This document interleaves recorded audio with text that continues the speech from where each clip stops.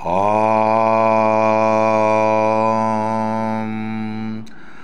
वर्णानामर्थसङ्गनां रसानां छन्दसामपि मङ्गलानां च कर्तारो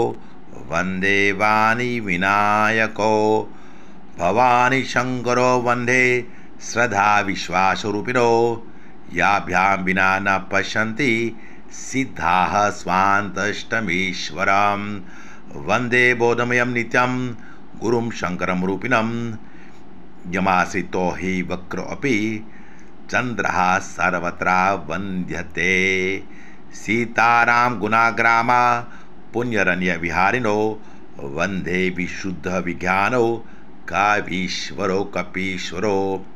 उद्भवस्थितो संहारा कारणीं क्लेशहारिणीं सर्वश्रेष्ठकारीं सीतां